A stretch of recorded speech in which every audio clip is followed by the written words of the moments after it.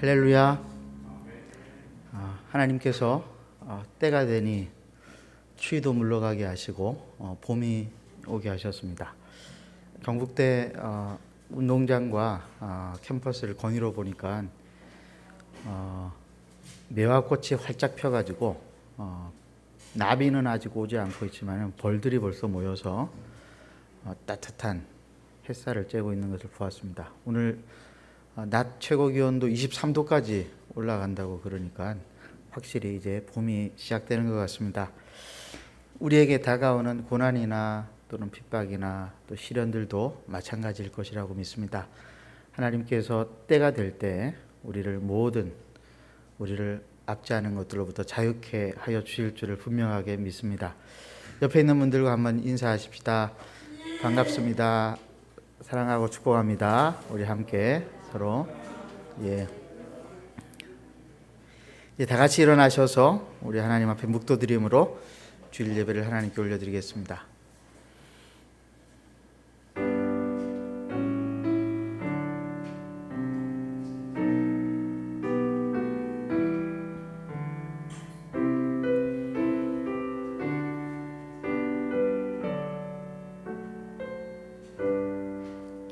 이스라엘아 들으라. 우리 하나님 여호와는 오직 유일한 여호와이시니 너는 마음을 다하고 뜻을 다하고 힘을 다하여 내 하나님 여호와를 사랑하라. 사랑하는 하나님 아버지, 우리의 삶 가운데에 때로 아픔이 있고 고통이 있고 어려움들이 있지만은 하나님의 선하신 섭리와 인도하심을 따라 그 모든 것들로부터 자유케 되어질 날이 속히 오게 되어질 것을 믿습니다. 겨울이 가고 봄이 오는 것처럼 우리의 영혼에도 그러한 성령의 봄이 찾아오게 되어질 것을 믿습니다. 오늘 이 시간 우리가 하나님을 예배하기 원합니다. 우리 사랑하는 성도들의 마음 가운데 있는 염려와 근심들 내려놓고 하나님 앞에 범죄한 것 있다면 용서를 구하며 믿음으로 나아가게 하셔서 우리가 예배 중에 십자가의 은혜를 깨닫게 하시고 하나님의 깊으신 섭리를 깨달아 알아 이 세상을 살아갈 때에 두려움 없이 조급하지 않고 당당함과 믿음으로 살아갈 수 있도록 우리를 선하게 인도하여 주시옵소서. 예수님의 이름으로 기도를 드리옵나이다. 아멘. 우리 사도신경으로 우리 신앙을 고백하겠습니다. 나는 전능하신 아버지 하나님 천지의 창조주를 믿습니다. 나는 그의 유일하신 아들 우리 주 예수 그리스도를 믿습니다. 그는 성령으로 잉태되어 동정녀 마리아에게서 나시고 본디오 빌라도에게 고난을 받아 십자가에 못 박혀 죽으시고 장사된 지 사흘 만에 죽은 자 가운데서 다시 살아나셨으며 하늘에 오르시어 전능하신 아버지 하나님 우편에 앉아 계시다가 거기로부터 살아있는 자와 죽은 자를 심판으로 오십니다. 나는 성령을 믿으며 거룩한 공교회와 성도의 교제와 죄를 용서받는 것과 몸의 부활과 영생을 믿습니다. 아멘. 그 자리에 착석하시겠습니다.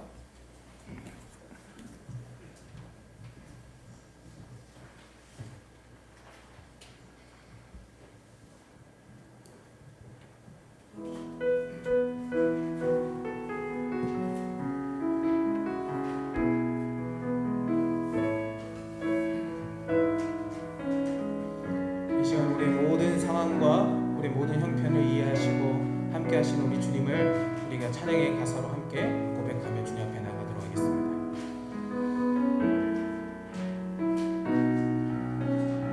혼자서만 세상을 사는 듯이 혼자서만 세상을 사는 듯이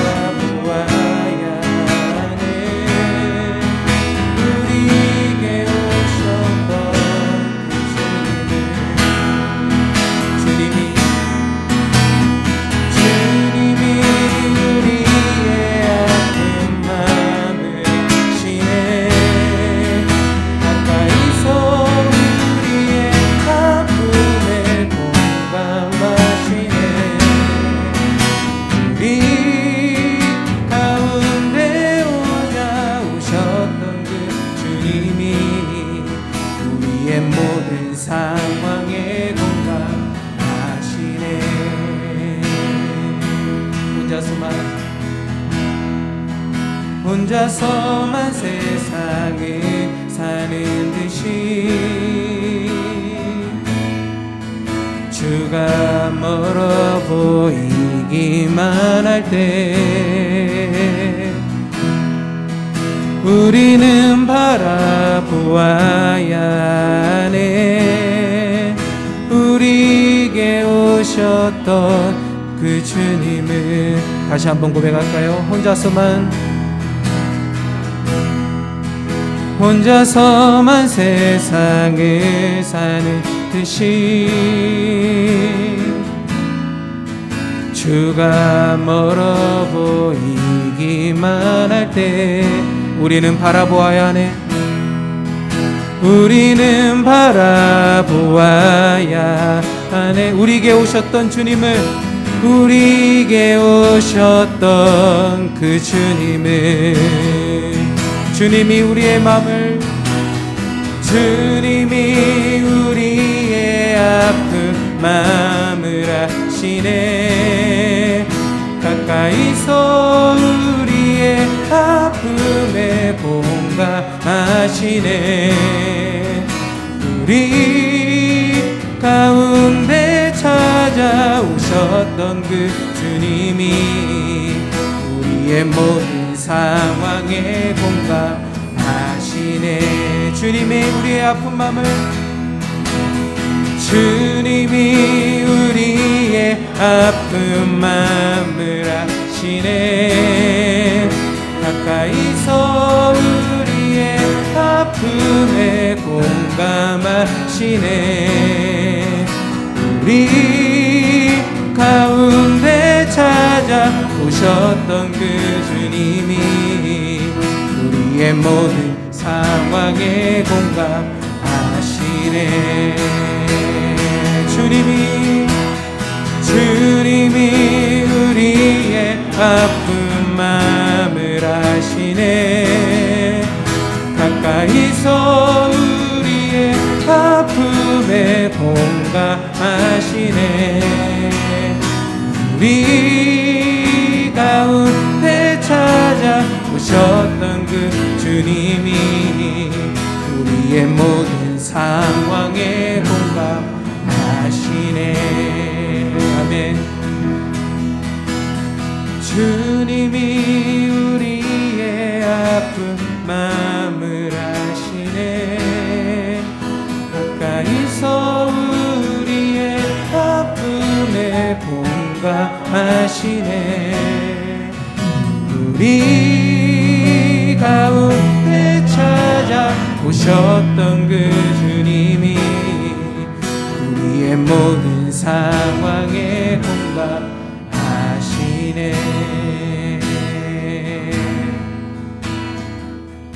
아멘. 우리의 모든 상황과 우리의 모든 형편을 이해하시고 우리를 인도하시는 주님 앞에 우리 이 시간 박수로, 기쁨으로 우리 주님 앞에 찬양의 고백으로 나가겠습니다.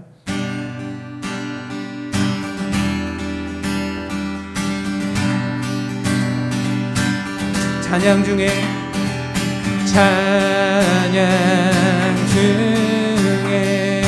눈을 들어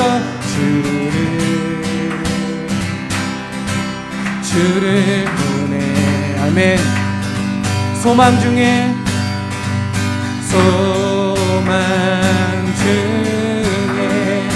마음 다해 주만 나바라네. 주님을 볼 때 나에게 힘주시네. 주님만의 모든 두려움 사라져. 호산나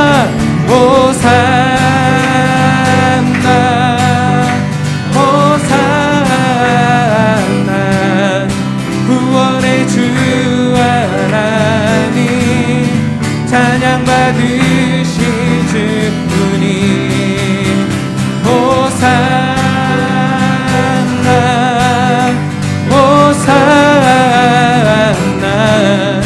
내 안에 힘하셔서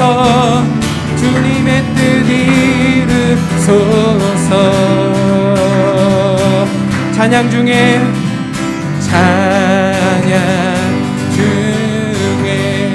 눈을 들어 주를 보내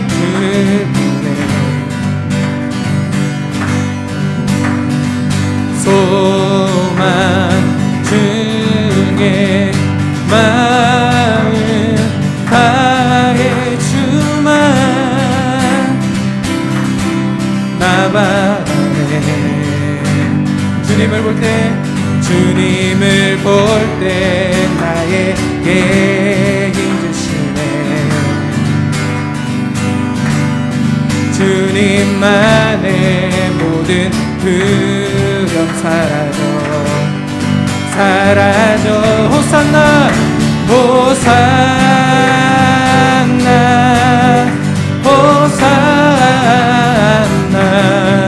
구원의 주 하나님 찬양받으시 주님 호산나 호산나 내 안에 임하셔서 주님의 뜻 이루소서. 주께 드린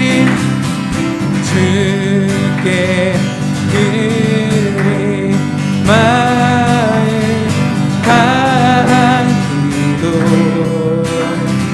들으소서.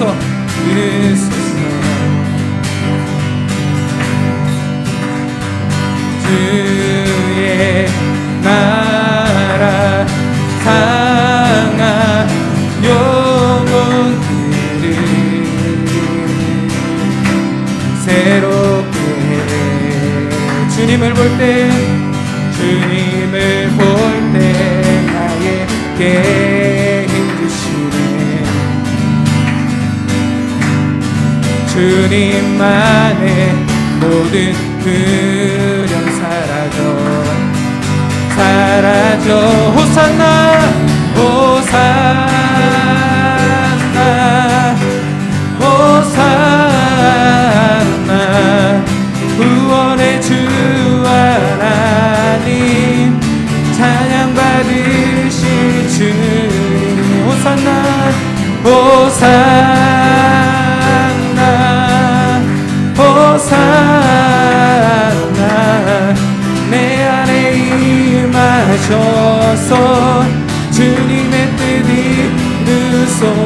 호산나 호산나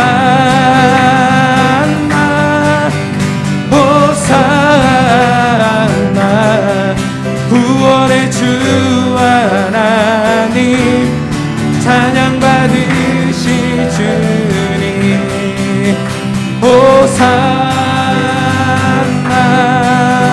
호산나 내 안에 힘하셔서 주님의 뜻 이루소서.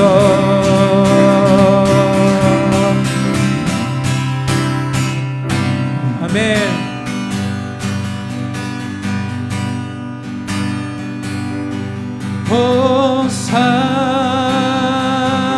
호산나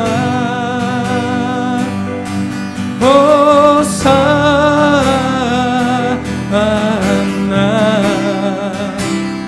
구원의 주 하나님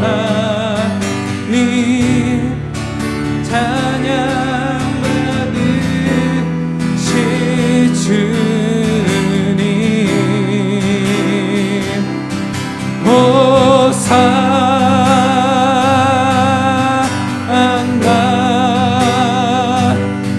호산나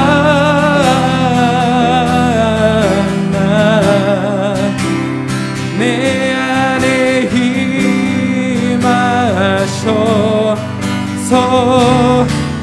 주님의 뜻 이루소서.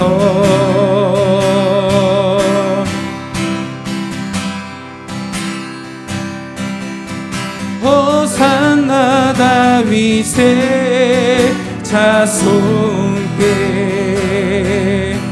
호산나 불러 왕 중의 왕 높은 하늘에 영광을 예수 주 메시아 호산나 호산나 다윗의 자손께 호산나 불러 왕 중의 왕 높은 하늘에 영광을 예수 주 메시아네 당신은 영광의 왕 당신은 평강의 왕 당신은 하늘과 땅의 주 당신은 정의의 아들 천사가 무릎 꿇고 예배하며 경거의 안에 영원한 생명만 당신은 예수 그리스도 당신은 예수 그리스도 주 아멘 호산나 다윗의 자손께 호산나 불러 왕 중의 왕 높은 하늘에 영광을 예수 주 메시아네 우리 가슴에 손을 얹고 주님 앞에 다시 한번 고백합시다. 당신은 영광의 왕 당신은 평강의 왕 당신은 평강의 왕 아멘 당신은 하늘과 땅의 주 당신은 정의의 아들 천사가 무릎 꿇고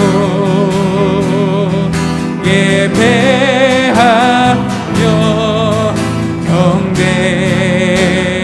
경배하네 영원한 생명 말씀 당신은 예수 그리스도 주 호산나 다윗의 자손께 호산나 다윗의 자손께 호산나 불러 왕 중의 왕 높은 하늘에 영광을 예수 주 메시아 호산나 호산나 다윗의 자손께 호산나 불러 왕 중의 왕 높은 하늘에 영광을 예수 주 메시아 높은 하늘에 영광을 예수 주 메시아네 예수 주 메시아네 예수 주 메시아네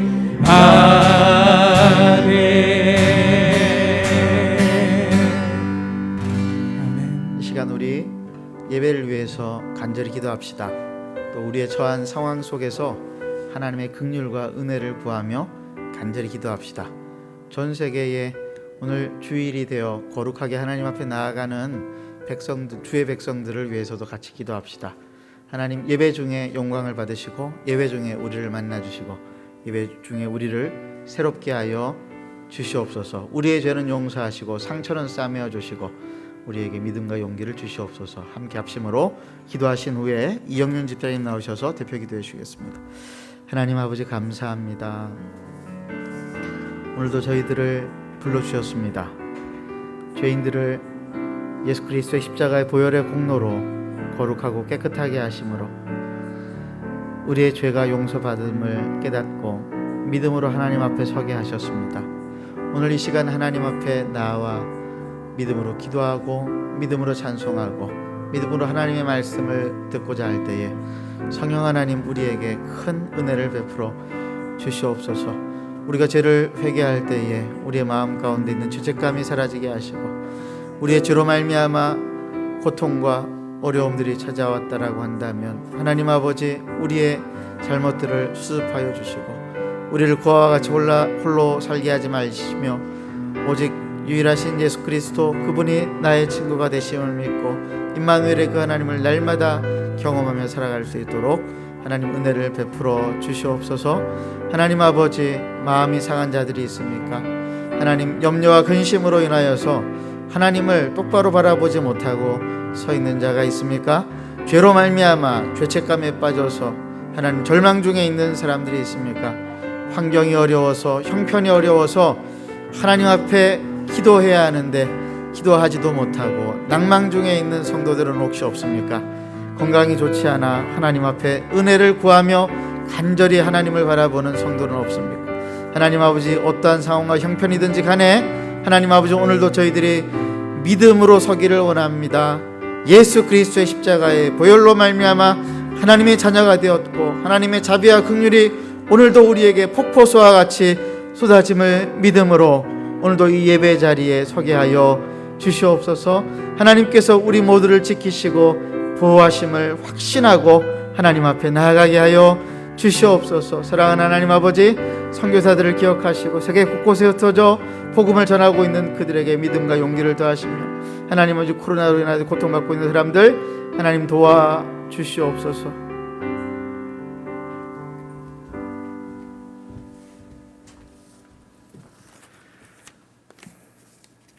긍휼이 풍성하시고 사랑이 넘치시는 하나님 아버지, 죽기까지 사랑해 주신 주님의 사랑으로 구원함을 받고 주님의 날로 예배드릴 수 있도록 인도해 주셔서 감사합니다. 일상의 모든 필요를 공급해 주시고 이 땅 가운데 주어진 삶을 살아가게 하시니 감사합니다. 하나님 아버지, 아버지 보시기에 칭찬받지 못할, 사랑받지 못할 생각과 마음, 표현들이 많이 있습니다. 더 사랑하고 품어내지 못하고 기분과 감정에 휘둘리고 이해 타산에 마음이 빼앗겨 화평케 하지 못한 부분들, 육신의 안락함을 이유로 주춤거리고 뒤로 물러설 때가 있었고 더 적극적으로 순종하지 못한 많은 부분들이 있습니다. 알고도 지은 죄, 모르고도 지은 죄도 많이 있습니다. 용서하여 주시옵소서. 하나님 아버지, 그런 연약하고 못난 구석이 참 많은 저를 있는 그대로 인정해 주시고 기다려 주시며 자라게 하시며 구원의 반열에서 놓쳐지지 않게 하시고 끝까지 사랑해 주심을 감사합니다. 하나님 아버지, 한마음 교회 공동체가 주님의 사랑에 빚진 우리 세상 속에 빛이여라 라는 말씀으로 표를 삼고 주님을 바라보며 기대하고 믿음으로 살아가고자 할 때 주님 함께하여 주시옵소서. 교회 공동체가 드리는 예배와 모임 가운데 주님의 임재하심이 강하게 나타나고 은혜의 보좌 앞에 있는 시공간으로 인도해 주시옵소서.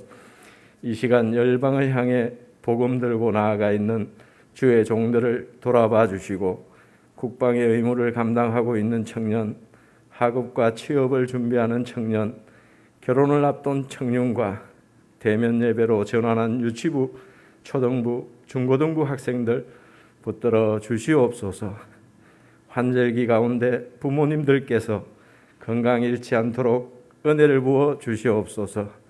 병상에서 기도하고 예배드리는 교우와 그 가족들을 품어 안아 주시옵소서. 하나님 아버지, 지역과 이웃을 사랑하고 섬기며 기도하고자 교회 온 성도가 믿음으로 함께 릴레이 기도를 하게 하시니 감사합니다. 아버지 앞에서 친밀하게 찾고 구할 때 성령으로 뜨겁게 강하게 충만하게 역사해 주시옵소서. 하나님 아버지, 담임 목사님 성령 충만케 하시고 영역을 갑절로 더하여 주셔서 하나님의 사랑과 말씀을 더욱 잘 전하는 주의 종일 수 있도록 은혜를 내려 주시옵소서. 말씀을 듣습니다. 귀를 열어주시고 눈을 씻어 주시옵소서. 주님의 은혜로 새롭게 되는 시간으로 인도해 주시옵소서. 거룩하시고 우리를 구원하여 주신 우리 주 예수 그리스도의 이름으로 기도드리옵나이다. 아멘.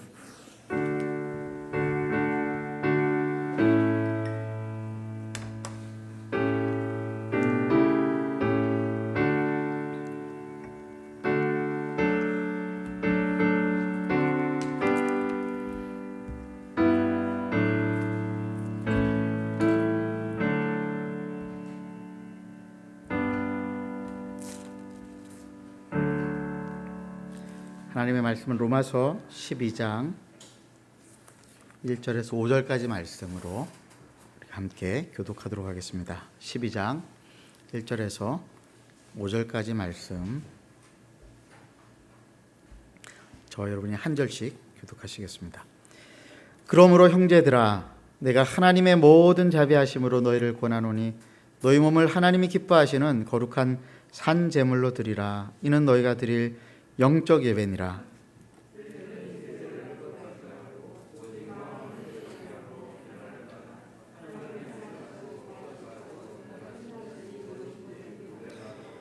내게 주신 은혜로 말미암아 너희 각 사람에게 말하노니 마땅히 생각할 그 이상의 생각을 품지 말고 오직 하나님께서 각 사람에게 나누어 주신 믿음의 분량대로 지혜롭게 생각하라.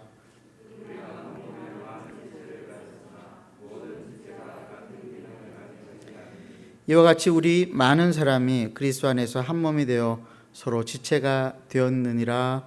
아멘.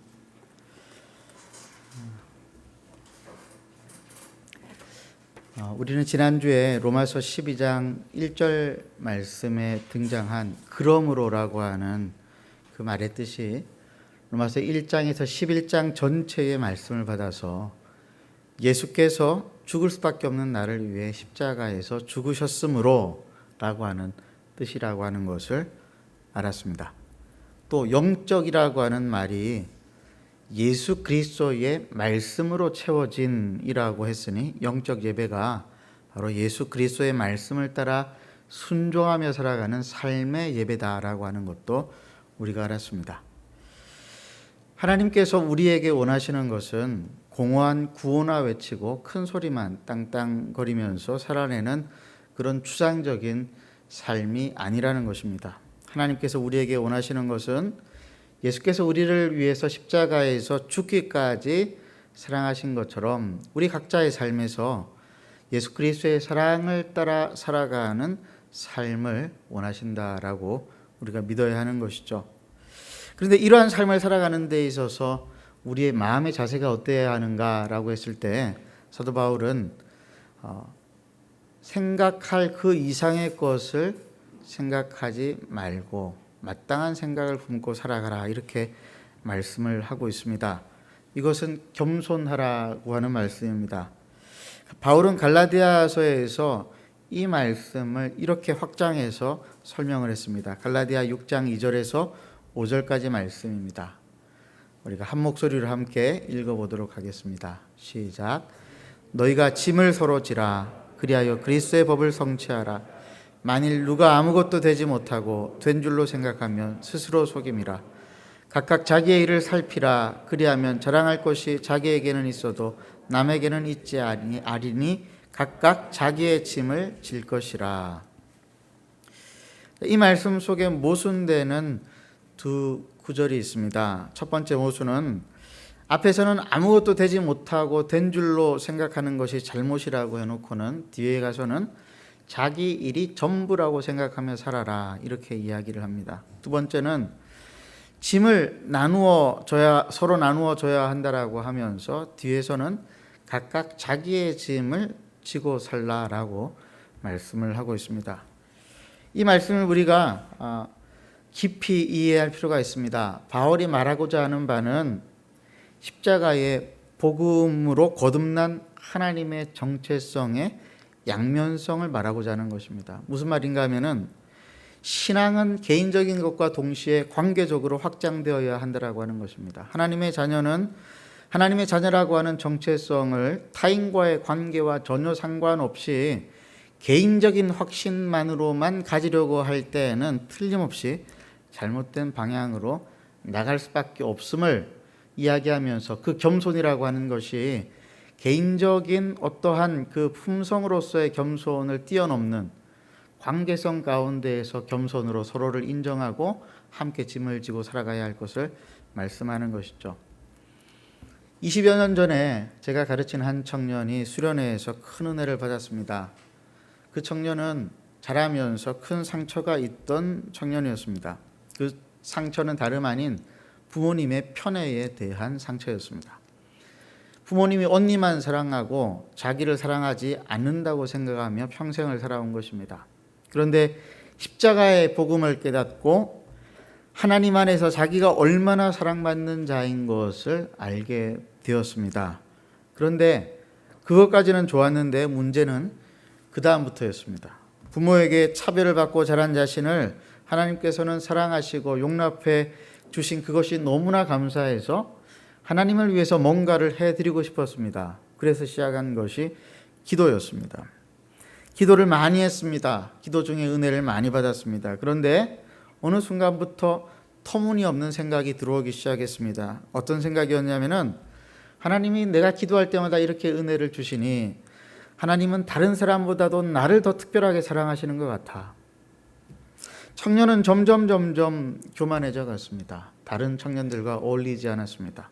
홀로 기도하는 시간은 늘어갔지만 기도를 하면 할수록 상태가 나빠졌습니다. 나중에는 하나님께서 자신만 특별하게 사용하신다라고 하는 망상에 빠지게 되었습니다. 결국은 청년은 종교 망상에 빠지게 되었고 전문적인 상담을 받아야 했습니다. 하나님께서 당신의 아들까지 죽이심으로 나를 사랑하셨다라고 하는 이 복음의 진리를 깨달은 사람은 대단한 자부심을 가지게 됩니다. 무려 하나님의 아들이 죽으신 것이니까요. 그런데 그 자부심이 타인과의 관계로 확장되어져 가지 않고 자기 안에서만 고이게 되어진다면 어떻게 되겠습니까? 괴물이 되는 것입니다. 이단 사이비의 교주들은 다 이런 과정을 거쳐서 교주가 되었습니다. 특별한 경험, 특별한 기적을 경험하니까 자신이 다른 사람들과는 차별되는 특별한 존재라고 하는 생각 속에서 그들은 다른 사람들을 선동하는 교주가 괴물이 되고 만 것입니다. 그래서 바울이 하는 말이 뭐냐면은 마땅히 생각할 그 이상의 생각을 하지 말라. 앞에는 그러므로가 붙겠죠. 예수께서 그 은혜로 말미암아 나를 구원하시기 위해 십자가에서 죽으셨으므로 마땅히 사람은 생각할 그 이상의 생각을 품지 말아야 합니다. 하나님은 선한 사람뿐만 아니라 악한 사람에게도 햇빛과 비를 내리시는 분이라고 하는 사실을 우리는 알 필요가 있습니다. 각 사람에게 보여주시고 경험하게 하시는 하나님의 긍휼과 은혜가 달라 보이는 이유는 각 사람이 처한 상황과 형편이 다르기 때문에 그렇습니다. 그런데도 불구하고 우리는 그것을 가지고 나는 다른 사람들에 비해서 하나님의 은혜를 못 받고 있어 이렇게 생각을 합니다. 이것은 우리의 인간의 연약함이자 죄성으로부터 기인되어진 것입니다. 하나님 저 사람에게는 저렇게 큰 은혜를 주시고 나는 왜 이렇게 집꼬리만한 은혜밖에 주시지 않는 것입니까? 하나님, 왜 나의 삶의 형편은 이렇게 기도함에도 불구하고 나아지지가 않는 것입니까? 비교를 통해서 끊임없이 자기를 학대합니다. 형제가 많은 집에서 자란 사람들은 사실 이런 말들이 좀 공감이 되지 않을까 싶습니다. 실제로 우리 육신의 부모님들도 연약하기 때문에 자녀들을 차별해서 대우할 때가 참 많이 있지 않습니까? 그런 경험 속에서 우리가 하는 생각이 하나님의 사랑도 그럴 것이다라고 하는 착각을 만들게 하는 것이죠. 로마 교회 안에 이러한 착각들이 많이 있었습니다. 로마 교회의 성도들의 구성은 다양했습니다. 유대인이 있었고 이방인들이 있었습니다. 모태신앙도 있었고 늦깎이 신자도 있었습니다. 큰 부자도 있었고 노예도 있었습니다. 다양한 배경의 다양한 사람들이 모이다 보니까 시기와 질투와 특권의식에 빠진 사람들이 생기기 시작을 했습니다. 특별히 이방인 신자들과 유대인 신자들 간에 깊은 갈등이 생겼던 것으로 보여집니다. 그래서 로마서 15장에서 사도 바울은 이런 권면을 하죠. 믿음이 강한 우리는 마땅히 믿음이 약한 자의 약점을 담당하고 자기를 기쁘게 하지 아니할 것이라. 우리 각 사람이 이웃을 기쁘게 하되 선을 이루고 덕을 세우도록 할지니라. 여기서 믿음이 강한 자는 누구를 말할까요? 이방인일까요? 유대인일까요? 어떻게 생각하세요?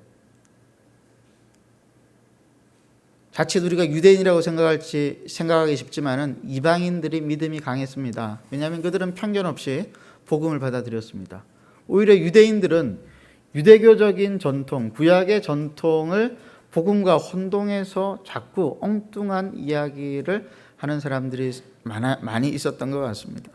그래서 이게 갈등이 되었죠. 이 해묵은 갈등 때문에 바울이 로마서 9장에서 11장까지를 많은 지변을 할애해서 유대인들과 이방인들의 운명에 대한 하나님의 깊은 섭리를 설명한 것 아닙니까? 결론이 뭐였죠? 로마서 9장에서 11장까지의 결론은 하나님의 은혜는 이방인들에게도 주어지고 유대인들에게도 주어진다라고 하는 것입니다. 그리스도 안에서는 복음이 모든 사람들에게 평등하게 주어진다라고 말을 하였습니다. 여러분, 우리가 이러한 하나님의 은혜의 성격을 기억을 한다면은 우리는 우리에게 주어진 상황들에 자족하며 살 수 있습니다. 하나님이 나만 특별히 사랑하신다가 아니라 하나님이 나를 사랑하시는 것처럼 내 옆에 있는 사람도 사랑하신다라고 하는 생각에 이르게 됩니다. 그래서 절대로 남과 비교하지 않습니다. 하나님께 감사하며 살아가게 됩니다. 최근에 어려운 상황 가운데 빠져 있는 제가 아는 지인이 이런 말을 적어 올렸습니다. 잘 들어보십시오. 어려운 상황 속에서도 여전히 하나님을 신뢰하고 있다는 나의 표현은 감사이다. 다시 한 번 더요. 어려운 상황 속에서도 여전히 하나님을 신뢰하고 있다는 나의 표현은 감사이다. 이게 무슨 말인 것 같습니까? 어렵지만은, 감사하기가 어렵지만은, 하나님을 신뢰하기가 어렵지만은, 그럼에도 하나님이 나를 지키실 것을 믿고 그 믿음 가운데에서 내가 표현할 수 있는 유일한 것이 있다면 그것은 감사다라고 하는 거예요. 범사에 감사할 이유가 여기에 있습니다. 왜 우리는 범사의 모든 일에 감사해야 합니까? 하나님이 나를 지켜주실 것을 믿기 때문에 그렇게 해야 하는 것입니다. 하나님이 우리를 불러주셨다라고 하는 것을 우리는 감사히 여겨야 합니다. 하나님이 나만 부르신 것이 아니라 우리를 부르셨다. 그래서 4절 5절에 이 공동체를 이렇게 이야기합니다. 함께 한번 읽어보십시다. 시작. 우리가 한 몸에 많은 지체를 가졌으나 모든 지체가 같은 직분을 가진 것이 아니니 이와 같이 우리 많은 사람이 그리스도 안에서 한 몸이 되어 서로 지체가 되었느니라. 세상에서는 경쟁이잖아요. 근데 하나님이 우리 교회를 부르시는 그 형태는 경쟁이 아니라 한 몸이 되게 하시기 위해서 부르셨다, 이렇게 이야기를 합니다. 우리 믿는 자는 하나님 앞에 개인적인 신자이면서 동시에 한 몸 된 교회가 된다라고 하는 것입니다. 바울은 이것을 너무너무 많이 강조하고 있습니다. 에베소서 2장 8절에서 10절과 21절에서 22절, 제가 부임하면서부터 강조했었던 이 교회됨의 그 정체성이 무엇인가라고 할 때에 저는 이 말씀을 자주 사용합니다. 함께 한번 읽어보겠습니다. 교독합니다. 제가 먼저 읽고 여러분들이 읽겠습니다. 너희는 그 은혜에 의하여 믿음으로 말미암아 구원을 받았으니 이것은 너희에게서 난 것이 아니요 하나님의 선물이라.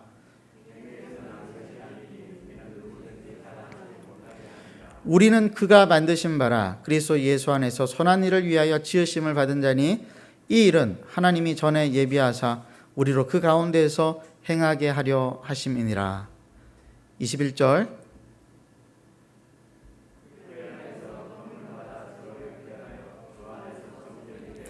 너희도 성령 안에서 하나님이 거하실 초소가 되기 위하여 그리스도 예수 안에서 함께 지어져 가느니라.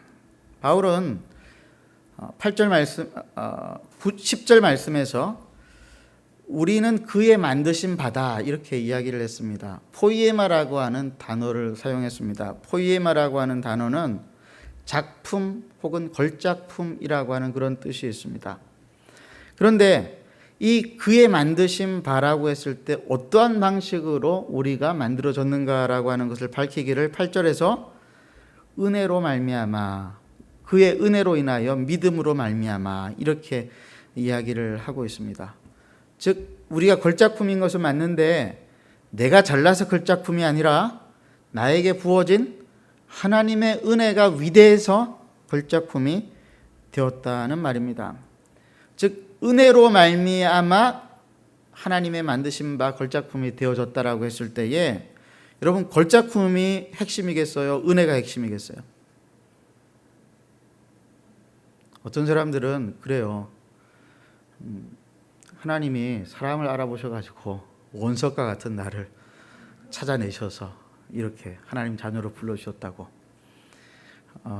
자부심을 가지는 것은 대단히 좋지만은 틀린 말입니다.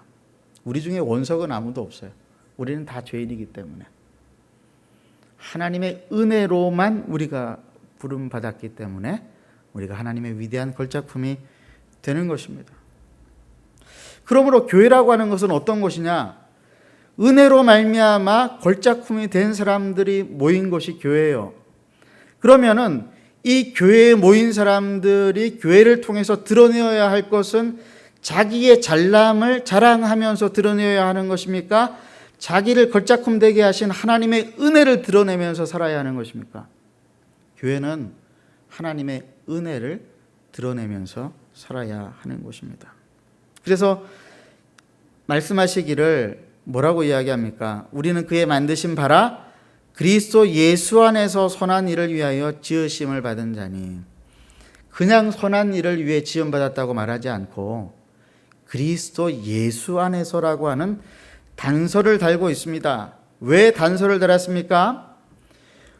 우리가 선한 일을 할 수 있는 유일한 근거가 예수 그리스도의 십자가의 그 위에서 보여진 사랑과 용납과 자비와 긍휼과 용서를 통해서 되어졌기 때문에 우리의 선한 일은 그 테두리 안에서 이루어져야 한다라고 하는 것이죠. 성령 안에서 하나님이 거하실 만한 초소가 되기 위한 유일한 방법이 있다면 그것은 예수께서 십자가에서 보여주신 사랑과 용납, 은혜와 용서가 되어야 한다라고 하는 말입니다. 우리가 가만히 생각을 해보면은 십자가 위에서 어떤 일이 그날 일어났는가? 예수님께서 만약에 너희들 내가 누군지 알고 나를 이렇게 십자가에 못 박아, 이런 생각이 드셨다면 어떻게 하셨을 것 같아요? 십자가에서 걸어 내려오셔가지고 기적과 권능을 부리시고 십자가를 반으로 토막내시고 내가 가르쳐 줄게 하면서 야단치시고 또 심판하시고 그러시지 않으셨을까요? 그런데 주님은 그러시지 않으셨죠. 뭐라고 말씀하셨습니까? 아버지 저들을 사하여 주옵소서. 저들은 자기가 무슨 일을 하는지 알지 못함이니이다. 그리고 죽으셨습니다. 그들을 위해서. 조롱받으셨는데 그냥 죽으셨습니다. 모르는 것도 죄라고 예수님께서 십자가에 내려오셔서 얼마든지 그들의 무지를 심판하실 수 있었습니다. 진리를 선포하신다고 하시면서 분명한 당신의 권능을 드러내실 수 있었습니다. 그런데 안 그러셨습니다. 왜요? 하나님께서 보여주실 영광은 그런 방식으로 나타날 것이 아니기 때문에, 당신의 죽음만이 인간을 깨우칠 수 있다라고 하는 것을 아셨기 때문에, 당신의 죽음만이, 죽음조차 막을 수 없는 죄인을 향한 당신의 사랑만이 인간을 구원해 내실 수 있다라고 하는 것을 아셨기 때문에 그렇게 하신 것입니다. 여러분, 우리가 이 사실을 결코 잊어서는 안 됩니다. 우리가 어떻게 교회와 성도로 부름을 받았으며, 그 교회와 성도로 부름을 받은 교회는 어떤 모습으로 세상 속의 빛과 소금이 되어야 하는가? 세상을 짓밟고 이기는 모습으로 드러나는 것이 결코 아닙니다. 요즘 이슬람 사원 건축 이슈가 뉴스와 방송을 타면서 전국적으로 퍼져나갔습니다. 근데 이 소식을 듣고 저를 아는 분들이 연락을 많이 하셨습니다. 그리고 저를 잘 모르는데 저에게 전화를 하거나 메시지를 보내는 분들도 많이 있었습니다. 제가 너무 피곤했습니다. 안 그래도 할 일들이 많은데 그분들을 다 응대해 주려고 하니까 힘이 들어서 제가 글을 쓰고 우리 교회의 입장을 담은 기도문을 만들어서 그분들에게 보내드렸습니다. 어떤 반응이 왔을까요? 세 가지 큰 반응이 있었습니다. 첫 번째로는 위로였습니다. 이 복잡하고 어려운 일을 당해서 얼마나 고생이 많냐라고 하는 것이죠. 그래서 그분들의 위로를 통해서 많은 힘을 얻었습니다. 둘째는 비난이었습니다. 아니, 교회 앞에 이슬람 사원이 세워져서 7년 동안 있었다고 하는데 도대체 뭐 했냐라고 하는 것이죠. 저를 아는 분 중에 그렇게 말을 하는 분도 있었고, 저를 모르는 분도 그렇게 말을 하는 분도 있었습니다. 더 나아가서 수단과 방법을 가리지 말고 실력 행사도 불사하라고 요구하는 분도 있었습니다. 세 번째는 도전하는 분들이 있었어요. 이슬람 나라의 선교사도 파송하는 판국에 이번 기회에 이슬람 신자들에게 전도하기 위해서 그들을 이웃으로 삼고 장기적인 선교 전략을 수립하라고 하는 것이었습니다. 어느 게 제 마음에 가장 맞았을까요? 사실 세 반응이 다 일리가 있는 것들입니다. 다 틀린 말들이 아닙니다. 그런데 그 가운데에서 그럼에도 불구하고 제가 수용하기 어려운 것이 있었습니다. 그것이 무엇이었냐면은 수단과 방법을 가리지 말고 실력 행사를 하라고 하는 것이었습니다. 세상 사람들이 이 세상에서 경험하고 터득한 지혜라고 이해는 하면서도 교회와 하나님의 은혜로 부르심을 받은 우리 신자가 그렇게 해야 할 것이라고 요구하시는 그분 말씀에는 제가 전혀 동의가 되지 않았습니다. 저를 지도해 주신 엄 목사님이라고 하는 분이 계세요. 이분이 자주 하시는 이야기가 있습니다. 땅콩 장수 이야기입니다. 아마 들어보셨을 것입니다. 옛날에 극장 앞에 리어카 자판대 위에 땅콩을 팔았잖아요. 그런데 대부분의 땅콩 장사들이 이윤을 많이 남기기 위해서 땅콩을 담는 대박을 속였습니다. 여러분, 대박이 뭔지 아시죠? 나무로 만들어져서 그 땅콩을 담는 그릇을 대박이라고 그래요. 어떻게 속였느냐? 수북히 많이 담아준다고 이렇게 해서 쏟아 부었는데 사실 받아보고 나면은 얼마 없거든요. 왜 그러냐면은 대박의 제일 밑바닥부터 땅콩을 담아야 되는데 대박의 밑바닥을 중간쯤에 만들어 버린 거예요. 위에서 보면은 잘 안 보이는 거죠. 그러니까 담으면은 많아 보이는데 실제로는 많지가 않은 거예요. 성경적인 표현으로는 저울을 속이는 것입니다. 근데 예수 믿는 분이 그 앞에서 땅콩 장사를 시작했습니다. 오는 손님들을 친절하게 대했고, 그리고 저울을 속이지 않고 정직하게 팔았습니다. 어떻게 되었을까요? 장사가 잘 되었을까요? 망해버렸습니다. 사람들이 웅성거렸습니다. 그 사람은 요즘 왜 안 보인대? 글쎄 망했대. 아니, 왜 망했대? 글쎄 다른 사람처럼 그렇게 하지 않고 정직하게 팔다가 망했대. 아니, 왜 그렇게 남들처럼 하면 되었을 텐데 그렇게 했대? 아니, 글쎄 예수를 믿는다나? 아니, 예수가 뭐길래 그렇게 했대? 여러분, 예수가 도대체 뭘까요? 예수님이 도대체 우리에게 누구이실까요? 그 예수 그리스도의 은혜로 말미암아 부름받은 교회인 우리는 도대체 무엇입니까?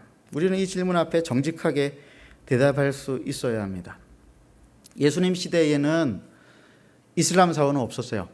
이슬람은 612년부터 시작이 되어졌기 때문에 이슬람 사원은 없었지만은 이슬람 사원보다도 훨씬 유대인들을 압박했었던 로마 황제의 신상을 담은 황제 사원은 곳곳에 세워지고 있었습니다.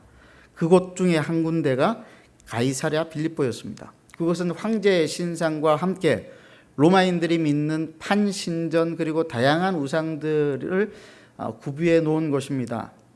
한마디로 말하면 우상 단지예요. 우상 컴플렉스 모아놓은 곳이에요.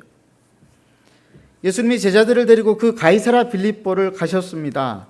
그런데 가이사랴 빌립보에 가셔서 황제 신상을 엎어버리지 않으셨습니다.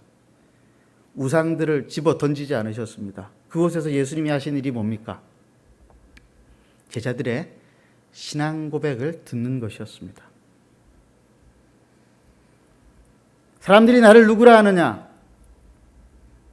더러는 엘리야, 더러는 세례요한, 어떤 이는 예레미야나 선지자 중에 하나라 하나이다. 너희는 나를 누구라 하느냐? 주는 그리스도시요 살아계신 하나님의 아들이시니이다. 그 신앙 고백을 통해서 하나님, 우리 주님께서 영광을 받으셨습니다. 그리고 말씀하시기를 내가 내게 이르노니 너는 베드로라. 내가 이 반석 위에 내 교회를 세우리니 음부의 권세가 이기지 못하리라. 주가 그리스도시요 살아계신 하나님의 아들이시다라고 하는 이 신앙 고백은 십자가 위에서 증명이 되어졌죠. 어떤 식으로 증명이 되어졌습니까? 저주하고 조롱하는 사람들을 향하여서 주님 저들을 용서하여 주십시오. 저들은 저들의 하는 일이 무엇인지를 알지 못하기 때문입니다라고 하나님께 간곡히 부탁하면서 오직 당신의 죽음으로만 인간의 죄가 용서함을 받을 수 있으며 죄인들이 구원받을 수 있다라고 하는 것을 믿으셨기에 사람들과 싸우지 아니하고 기꺼이 우리 주님은 죽음의 길을 선택하신 것입니다. 사실 우리가 궁금한 게 많이 있어요. 살면서 궁금한 게 많잖아요. 제가 궁금했던 건 이거예요. 하나님이 천지 만물의 창조주이신데 그리고 예수님께서 유일한 나의 구원자이신데 인간들의 구원자이신데 왜 이 땅에는 이렇게 많은 타종교가 있고 하나님 그 타종교들을 그냥 내버려 두시는가? 이게 저는 참 궁금했어요. 로마서 1장 20절에서 25절 말씀에서 제가 그 힌트를 찾았습니다. 한번 읽어볼까요? 로마서 1장 20절에서 25절 말씀 교독하겠습니다. 창세로부터 그의 보이지 아니하는 것들 곧 그의 영원하신 능력과 신성이 그가 만드실 만물에 분명히 보여 알려졌나니 그러므로 그들이 핑계하지 못할지니라.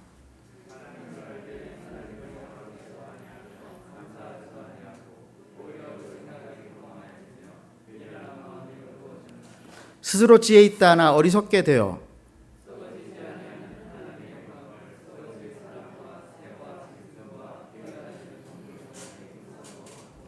그러므로 하나님께서 그들을 마음의 정욕대로 더러움에 내버려 두사 그들의 몸을 서로 욕되게 하게 하셨으니 이는 그들이 하나님의 진리를 거짓 것으로 받고 피조물을 조물주보다 더 경배하고 섬김이라. 주는 곧 영원히 찬송할 이시로다. 여러분 그거 아세요? 하나님은 나를 사랑하시고 나에게 인격적으로 대해 주실 뿐만이 아니라 하나님을 믿지 않거나 타종교를 믿는 사람들에게도 여전히 인자를 베푸시고 그들을 인격적으로 대우하신다라고 하는 거 아세요? 믿음이 없는 사람들의 행동과 말과 그리고 그들의 행위들에 대한 판단을 하나님이 하십니다. 그런데 어떤 방식으로 하시는가? 일단은 그들을 내버려 두십니다. 하나님께서 그들이 인격적으로 돌이키지 않는 이상은 하나님께서 일부러 간섭하지 않으세요. 예수님께서 뭐라고 말씀하세요? 산상수훈에서 마태복음 5장 43절에 45절 말씀 우리 함께 읽어볼까요? 시작. 또 내 이웃을 사랑하고 내 원수를 미워하라 하였다는 것을 너희가 들었으나 나는 너희에게 이르노니 너희 원수를 사랑하며 너희를 박해하는 자를 위하여 기도하라. 이같이 한즉 하늘에 계신 너희 아버지의 아들이 되리니 이는 하나님이 그 해를 악인과 선인에게 비추시며 비를 의로운 자와 불의한 자에게 내려주심이라. 믿지 않는 분들이나 타종교인들의 선택과 종교 활동에 대해서 왈가왈부하는 것은 우리가 그들을 인격적으로 대하지 못하고 우리가 그들을 컨트롤하겠다라고 하는 생각이에요. 그 십자군들의 생각입니다. 모든 사람을 인격적으로 대하라고 하는 주님의 가르침과는 정반대의 모습입니다. 그분들은 그분들의 선택에 의해서 하나님의 판단을 받게 될 것입니다. 들어보니까 교회 앞에 이슬람 사원이 세워지는 것을 반대하는 이유들이 주민들도 각각 제각각이고 또 우리 성도들도 반대하는 이유들이 다르다라고 하는 것을 알게 되었습니다. 이슬람 사원이기 때문에 반대하는 분이 있습니다. 생활의 불편 때문에 반대하는 분도 있습니다. 막연한 두려움 때문에 반대하는 분도 있습니다. 저 역시 교회 앞에 이슬람 사원이 저렇게 크게 만들어지게 되면은 앞으로 우리 교회에 새신자들이 찾아올까? 이런 현실적인 그런 두려움이 생기더라고요. 근데 가만히 생각을 해보니까 제가 두려워할 필요가 전혀 없어요. 하나님께서 살아계신데 왜 제가 그런 것들을 두려워해야 합니까?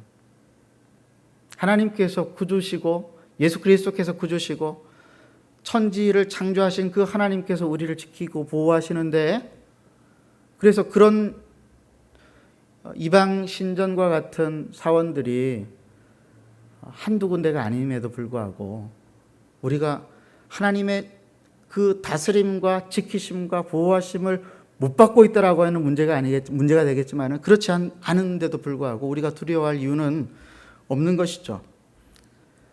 제가 반대하는 보다 근본적인 이유는 지금의 건축 장소가 41년째 우리와 함께 한 동네에 살아가고 있는 오래된 이웃 주민들의 생활에 많은 불편을 초래하기 때문에 그렇습니다. 가보신 분은 아시겠지만은 건축 장소와 1m밖에 떨어지지 않은 곳에 그 주변에 가정집 11곳이 둘러싸여 있습니다. 그런데 구청은 민원이 전혀 없을 것이라고 하는 건축업자의 말만 듣고 현장에 한 번도 나와보지 않은 채 건축 허가를 내어준 거예요. 주민들이 화가 난 부분이 바로 이것이라고 생각을 합니다. 단지 이슬람 사원이기 때문이 아니에요. 이미 7년 동안 주민들이 그 이슬람권에서 유학 온 유학생들을 너그럽게 대해주었다라고 하는 것을 이번에 제가 새롭게 알게 되어졌습니다. 원룸에 한 명이나 두 명만 살아야 되는데 3명, 4명 들어와서 살아도 별로 말을 안 했대요. 돈이 없나 보다 그렇게 생각을 하고. 집값 그렇게 비싸게 받지 않았다고 합니다. 소음이 나고 음식을 만들 때 냄새가 나는 것도 유학생들이 힘드니까 자기네들끼리 모여서 자기네들 종교 생활하고 서로 의지하려고 저러나 보다 하고 많이 참았다고 합니다. 그런데 이제는 상황이 달라졌다라고 하는 것이죠. 이슬람 사원을 짓는 것은 어디에 지어도 상관이 없겠는데 왜 하필 그 동네 한복판에 가정집 11곳으로 둘러싸여 있는 그 불편을 초래할 수 있는 곳에 구해야 하겠는가? 구청에서도 아무리 현행법상 주거지 안에서의 종교 집회 장소를 만들 수 있다고 하지만은 현장에 한번 나와보지도 않고 이웃 그 오래된 주민들의 삶의 불편은 없을지 그들의 형편을 세심하게 살펴보지도 않고 그렇게 긴급하게 일을 처리해야 했을까요? 사실 이 상황들이 굉장히 복잡하게 지금 꼬여져 있어요. 언론과 여론에서는 종교 갈등으로 몰아가려고 하는 그런 기사들이 많이 나옵니다. 참 안타깝습니다. 그런데 우리가 여기서 정신을 바짝 차리고 우리 한마음 교회와 성도님들은 믿음으로 바로 설 수 있어야 된다고 저는 믿습니다. 어떤 믿음입니까? 하나님께서 우리를 그리스도의 십자가의 은혜로 교회되게 하셨음을 먼저 믿어야 하겠습니다. 그러므로 우리가 이 상황 가운데에서 어떤 태도를 가지고 대해야 하는가, 또 우리의 마음 가운데 있는 우리의 마음의 태도는 어떠해야 하는가? 하나님께서 자신의 아들까지 죽이시기까지 우리를 사랑하심으로 구원해내신 하나님의 사랑과 자비와 우리를 향하신 보호하심이 어떤 상황 속에서도 계속되어져야 한다고 하는 것을 믿어야 하겠죠. 그리고 우리의 현재와 미래까지도 어떤 상황과 조건 속에서도 우리를 지키시고 보호하실 것을 믿어야 하겠죠. 사실 여러 가지 복잡한 상황들이 있어가지고 이렇게 생각하면 이렇게 생각이 되고 저렇게 생각하면 저렇게 생각이 되더라고요.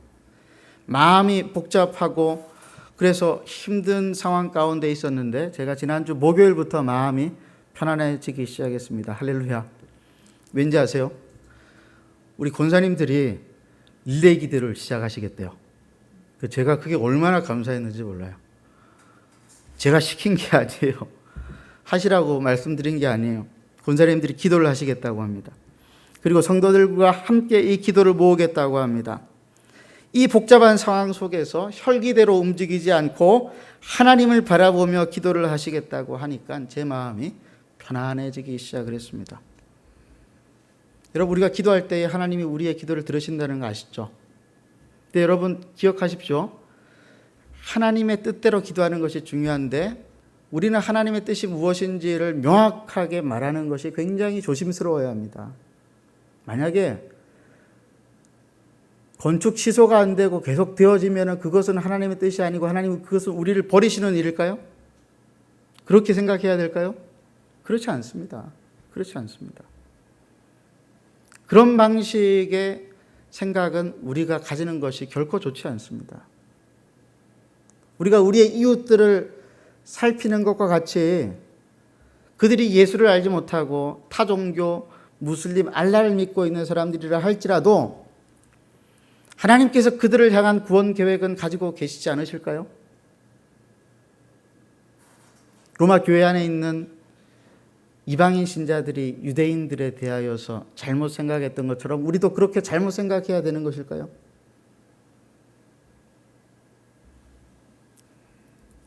여러 가지 복잡한 생각들은 저만이 아니라 여러분들도 가지고 있을 거라고 생각해요.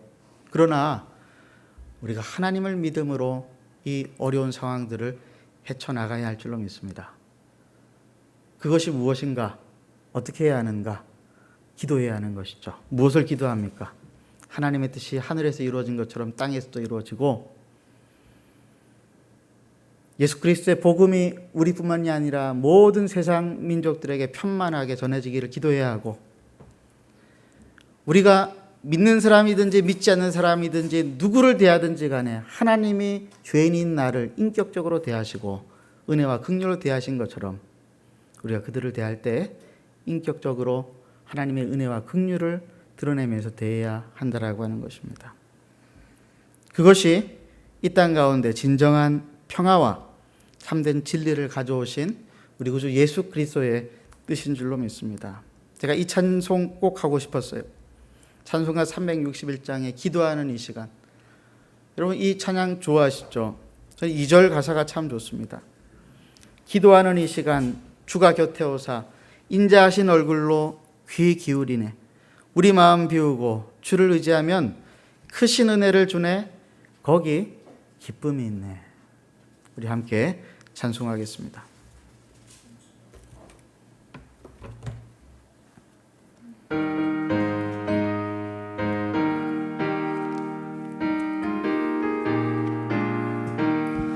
기도하는 이 시간 주께 무릎 꿇고 우리 그 세주 앞에 다 나아가네. 믿음으로 나가며 주가 보살피사 크신 은혜를 주네. 거기 기쁨이 있네. 기도 시간에 복을 주시네. 고난 내 마음 속에 기쁨 충만하네. 기도하는 이 시간 주가 곁에 오사 인자하신 얼굴로 귀 기울이네. 우리 마음 비우고 주를 의지하면 크시는 해를 주네. 거기 기쁨이 있네. 기도 시간에 복을 주시네.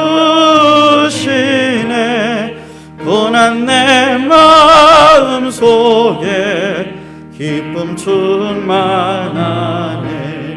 기도하는 이 시간 주께 엎드려서 은밀하게 구할 때 곧 응답받네. 잘못된 것 아뢰면 측은히 여기사 크시는 해를 주네. 거기 기쁨이 있네.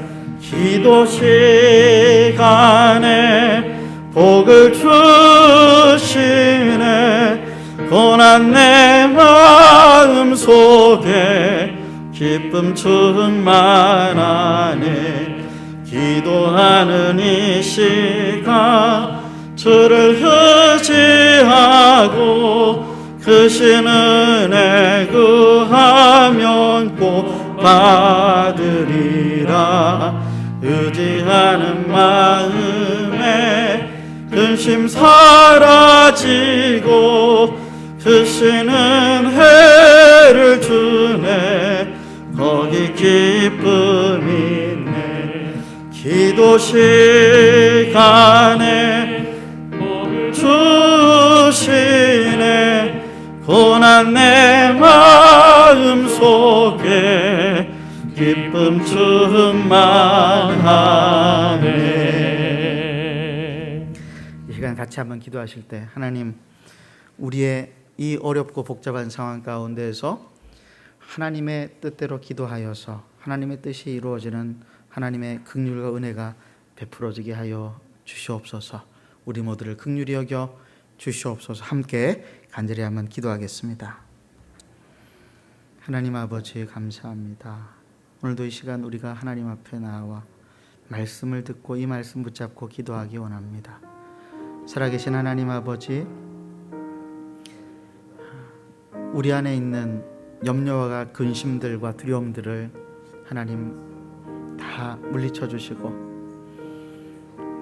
나를 위해 십자가에서 아들을 죽이시기까지 사랑하셨던 우리 하나님 아버지의 크신 사랑으로 말미암아, 그 은혜로 말미암아 내가 하나님의 자녀가 되었음에 하나님 이 땅에서 살아가는 동안에 어떤 상황에서도 어떠한 사람들을 만나든지 간에 그것이 설령 우리의 원수와 같은 사람이라 할지라도 하나님 아버지, 우리가 이 십자가의 방법과 하나님 이 방식을 포기하지 않고 고수할 수 있게 도와주시옵소서. 그렇게 망한다 할지라도 그것이 하나님의 영광이요 그것을 통해서 하나님의 역사가 나타난다라고 하는 사실을 우리가 끝까지 믿고 하나님 앞에 살게 하여 주시옵소서. 주님, 우리를 붙들어 인도하여 주시옵소서.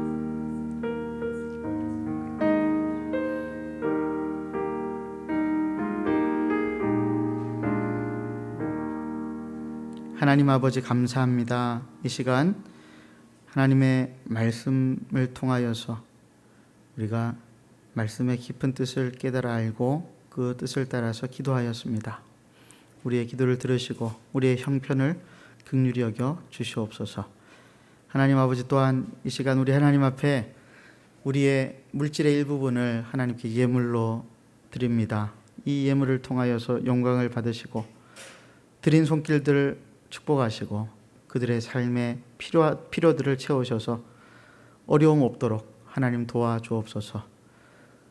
넘치고 풍성하여져서 많은 것들을 나눌 수 있는 그러한 은혜의 기회들을 얻게 하여 주시옵소서.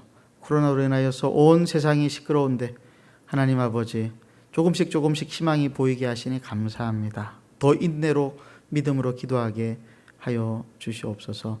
예수님의 이름으로 간절히 기도드리옵나이다. 아멘. 교회 소식 보시면은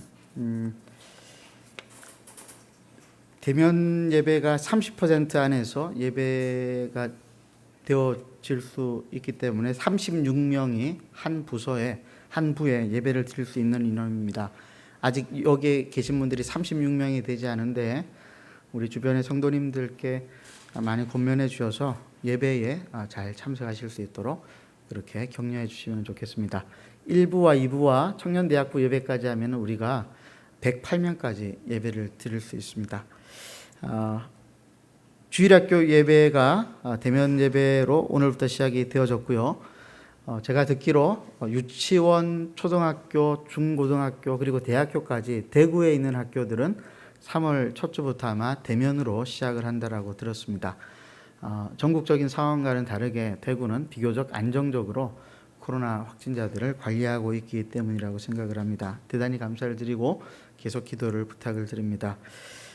특별한 광고가 하나 있는데 컴퓨터 프로그램 언어인 파이션, 제가 일부에는 이걸 피톤이라고 읽었다가 누군가 수정을 해주셨는데 파이션이라고 하는 프로그램 언어가 있답니다. 아주 유명한, 전도 유망한 언어라고 하는데 미국에 있는 우리 이 디모데 선교사님, 호프리 선교사님의 남편 되시는 이 디모데 선교사님이 여기에 전문이시래요.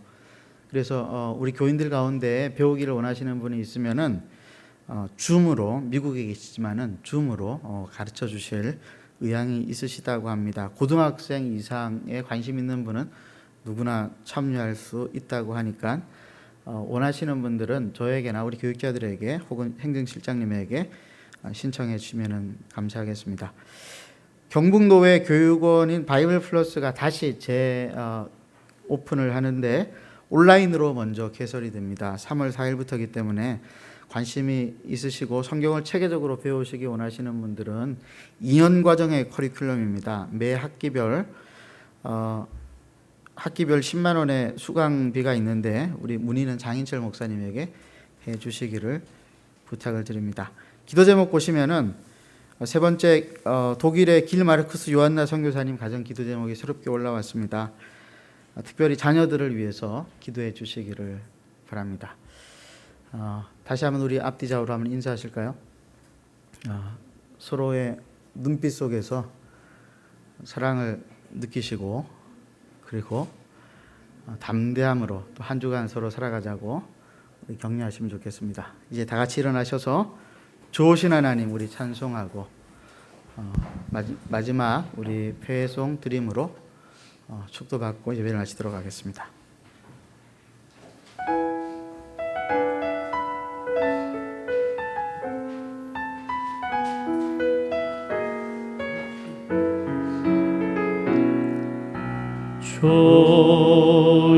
좋으신 하나님, 좋으신 하나님, 참 좋으신 나의 하나님,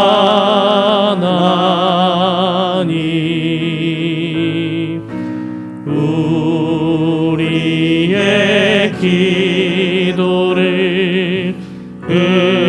응답해 주시는 참 좋으신 나의 하나님,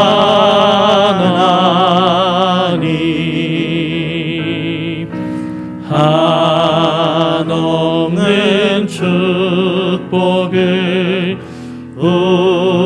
우리에게 주시는 참 좋으신 나의 하나님.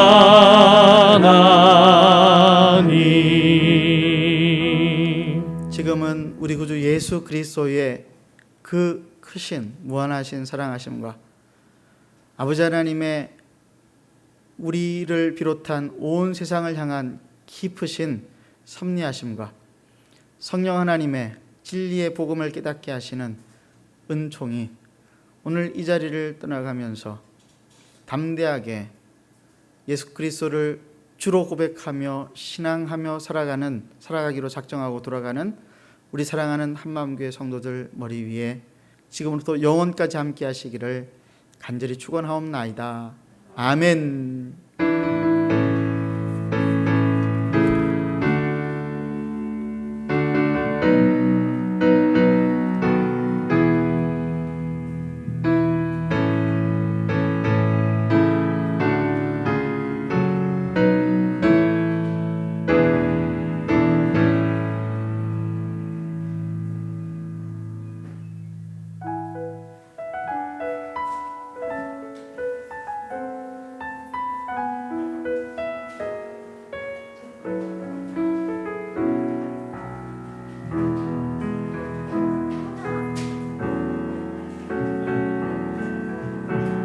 함께 걷는 길 기쁨이네.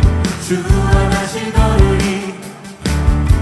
주의 사랑 내 영혼 만족해. 주와 다시 걸으리. 주와 함께